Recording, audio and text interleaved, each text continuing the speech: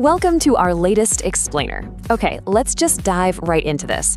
Picture this scenario for a second. It's 11 p.m. You're sitting in your room, bathed in that harsh blue light of your phone, just mindlessly scrolling. Out of nowhere, you get this massive sudden urge to completely reinvent your entire life starting tomorrow. You know the feeling, right? You're gonna hit the gym at 5 a.m., eat absolutely perfectly, launch that dream startup, and basically become a whole new person overnight. But then, well, tomorrow actually comes, and literally nothing changes. If that sounds familiar, trust me, you are definitely not alone. Our explainer today revolves around the story of a guy named Ave who found himself stuck in this exact same loop, constantly wanting to change everything all at once, but ending up doing absolutely nothing. It's a question we've all asked ourselves when staring down some massive life goal. Life is so big, where do I even start?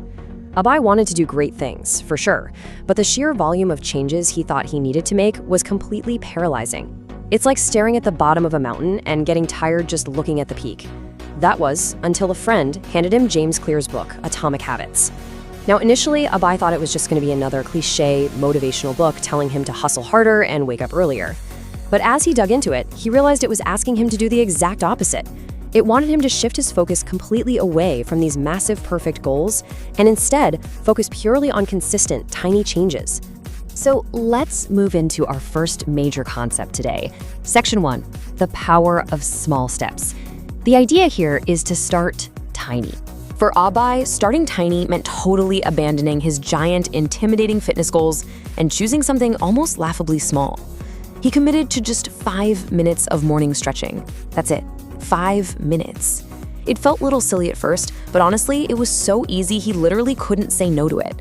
And eventually, his body just got used to the routine, and those 5 minutes naturally, organically turned into 10 minutes. Feeling a bit more energized, he then tacked on 10 minutes of reading every morning. The absolutely crucial point here comes down to this number, 1%. Abai realized that habits are essentially the compound interest of self-improvement. Just like money in a bank account multiplies over time, the effects of your habits multiply as you repeat them. So he stopped trying to transform 100% overnight and just focused on getting 1% better every single day. Those little 10-minute daily investments were slowly, quietly molding him into the person he actually wanted to become. Think about it for your own life for a second. What is just one tiny 1% action you can take tomorrow morning? Now, we all have those chaotic days that throw our routines completely out the window. For Abhai, it was this massive, busy family wedding. The old version of Abhai would have totally used this as an excuse to quit entirely, thinking, well, the streak is broken. What's the point now? But the new Abhai remembered a super powerful rule. Miss once, never miss twice. Missing one day, that's just a slip-up. It happens to everybody. But missing 2 days in a row, that is the start of a new bad habit. When you inevitably face a chaotic day, and you will, remember this tactic. Even in the middle of all that wedding madness, Abhai made sure to do a super quick 2-minute version of his routine just to keep the system alive.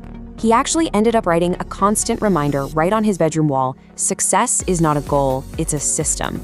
And you know what? Within a few months, he started seeing real, tangible traction with his startup idea. He landed some clients, and it wasn't through massive, frantic bursts of caffeine-fueled all-nighters. It was through small, daily actions. He learned that lasting change doesn't actually require endless motivation, because let's face it, motivation fades. It requires clarity and a reliable system. He removed the pressure of having to make it big every single day. He just had to show up and follow his daily system, knowing it would inevitably carry him to where he wanted to be. All right, that brings us to section 2, building a new identity. Asking yourself, who am I becoming? Abai realized that to truly transform, just setting goals simply wasn't cutting it anymore. As winter rolled in, Abai found himself doing some deep reflection. He realized he needed to change the very core of how he saw himself. See, there is a massive difference between these two mindsets. An outcome-based mindset is all about what you want to get, but an identity-based mindset, that focuses on who you want to be. For instance, when Abai received some really harsh critical feedback from a startup client who called his work immature, the old him would have totally gotten defensive or just quit on the spot. But leaning into his new identity, he stopped and asked, okay, how would a responsible entrepreneur handle this? He realized a real entrepreneur learns and adapts, so he didn't freak out. He redefined his identity first and just let his actions naturally follow that new self-image. To really reinforce this, he started using an incredibly powerful journaling prompt at the end of every day. What did I do today that brought me closer to the person I want to be? Sometimes his answer was, I listened to a frustrated client without getting defensive. Other days it was, I put my phone in another room for an hour of deep work. And yeah, sometimes he honestly had to admit he was completely distracted all day. But this daily reflection proved something huge. True behavioral change happens when your new identity is the actual engine driving your actions. You don't have to force motivation when you are simply acting like the person you already believe you are. So ask yourself right now, what is one thing you did today that aligns with your ideal self? Let's move right along into section 3, the 4 laws of behavior change. Because let's be real, behavior change requires a practical framework, especially when you hit a wall, which is exactly what happened to our guy, Abe. So Abe wanted to build a daily journaling habit to increase his self-awareness, but he kept failing miserably at it. Why?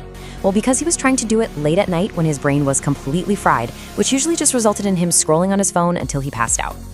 To fix this broken habit, he leaned on these 4 specific steps to reverse engineer his behavior.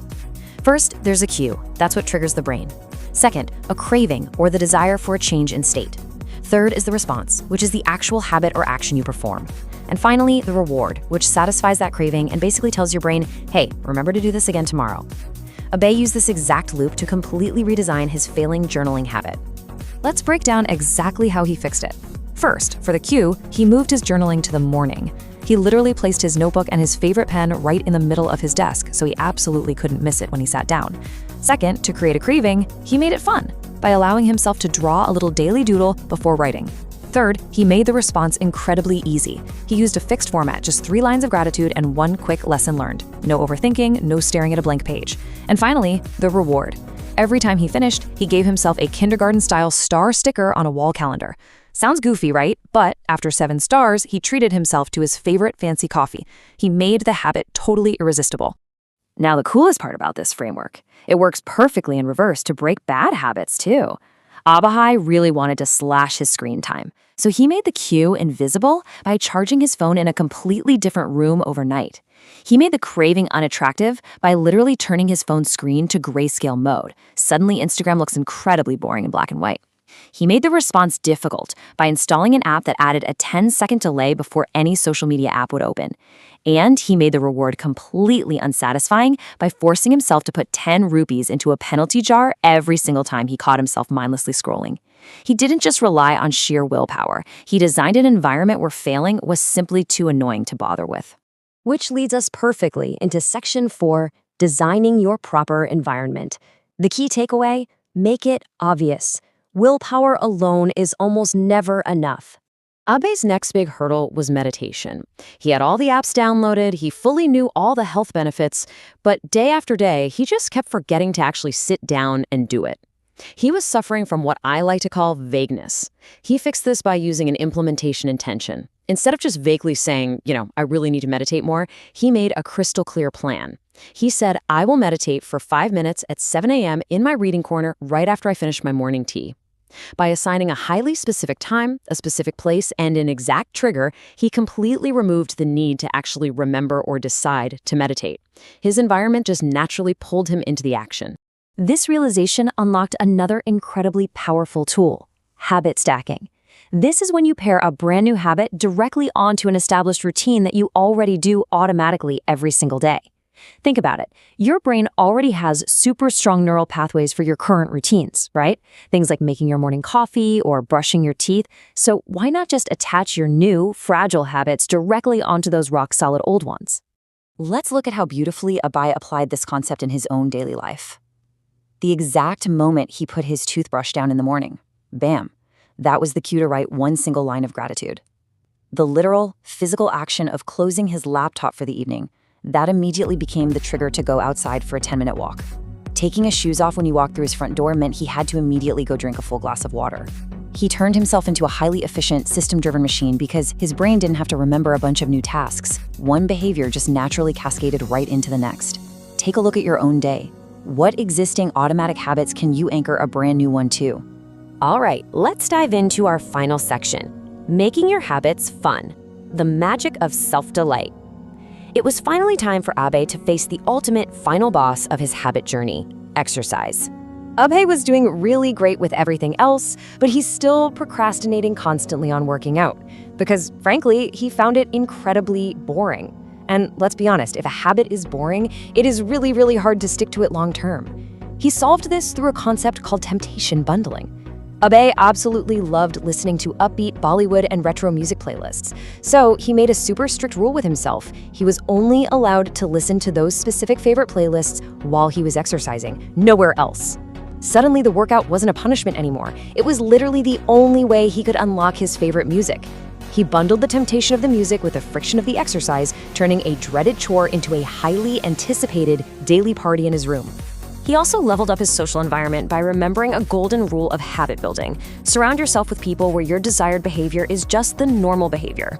Abhay started a recurring Sunday video call with a few close friends, purely to discuss their weekly wins and their struggles with their habits. By joining forces with his friends and getting involved in online fitness communities, exercising and reading didn't just feel like these isolated, solitary tasks anymore. They felt like the completely normal, everyday things that his tribe just did. It shifted his baseline for what was considered normal. And that leaves us with perhaps the most powerful question of all. How can I make this fun? Abhay's journey is the perfect proof that habit building doesn't have to be some miserable exercise in strict military discipline. It can actually be an exercise in self-delight. If a task is boring, use your creativity to design it better. So as we wrap up this explainer, I want to challenge you. Look at a habit you're really struggling to maintain right now and ask yourself, how can I redesign this today to make it incredibly, undeniably fun? I'm super excited to see what kind of systems you build for yourselves. Keep learning, keep experimenting, and keep building those atomic changes. See you next time.